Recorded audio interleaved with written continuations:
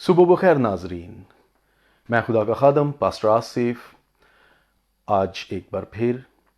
خدا کے زندہ کلام میں سے آج کی خوبصورت صبح آپ کے لیے خوبصورت پر امید پیغام لے کر حاضر ہوں، اور خدا کا شکر ادا کرتا ہوں اس ایک نئے دن کے آغاز کے لیے۔ آئیے آج کی صبح کا آغاز ہم خدا کے زندہ کلام میں سے کرتے ہیں۔ پولس رسول کا کرنتھیوں کے نام پہلا خط اور اس کے 9ویں باب کی 16 آیت میں پولس رسول یوں کہتے ہیں کہ اگر خوشخبری سناؤں تو میرا کچھ فخر نہیں، کیونکہ یہ تو میرے لیے ضروری بات ہے، بلکہ مجھ پر افسوس ہے اگر خوشخبری نہ سناؤں۔ عزیزو، کلیسیا کے لیے اس سے زیادہ اہم کام اور ذمہ داری اور کوئی نہیں کہ ہم خوشخبری کے وسیلے سے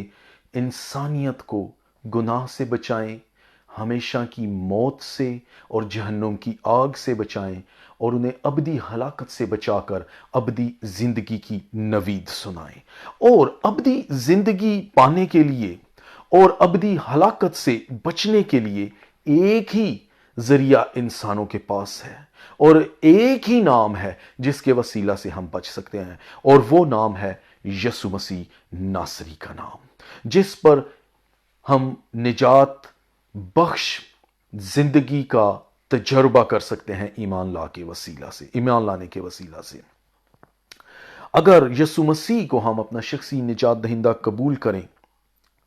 تو ہم ہمیشہ کی زندگی پا سکتے ہیں، اور یہی کلیسیا کی اولین ذمہ داری ہے۔ مسیح کی خوشخبری جو ہے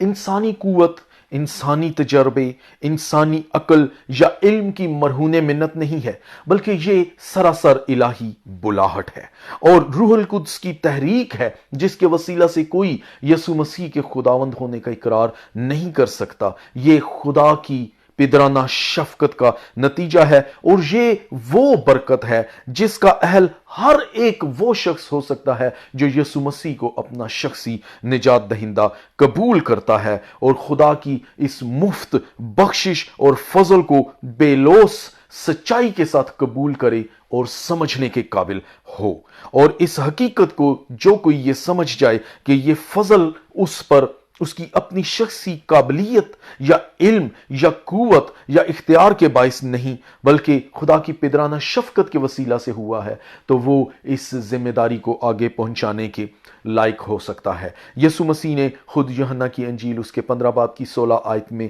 کہا کہ تم نے مجھے نہیں چنا، بلکہ میں نے تمہیں چن لیا اور تم کو مقرر کیا کہ جا کر پھل لاؤ اور تمہارا پھل قائم رہے، تاکہ میرے نام سے جو کچھ باپ سے مانگو وہ تم کو دے۔ اس کا مطلب سراسر یہی ہے کہ ہم اپنی قابلیت سے نجات نہیں پاتے، بلکہ یہ خدا یسوع مسیح کا فضل ہے۔ عزیزو، اب فیصلہ آپ پر منحصر ہے کہ آپ کا آج کا دن کیسا گزرتا ہے۔ اگر آج کے دن آپ کسی ایک بھی شخص کو یسوع مسیح کی خوشخبری سنا دیں تو یہ دن آپ کی زندگی کا خوبصورت ترین دن بن سکتا ہے، اور خدا کے فضل کے ساتھ اپنے عہد کو آپ وفا کر سکتے ہیں۔ حالانکہ یہ بہت آسان ہے، جبکہ دوسری جانب آپ اپنی فانی اور بے فیض کمزوریوں کا خود ہی بھروسہ کر کے خدا کے فضل کو ناچیز جان کر آج کے ایک اور خوبصورت دن کو ضائع بھی کر سکتے ہیں۔ فیصلہ آپ پر منحصر ہے۔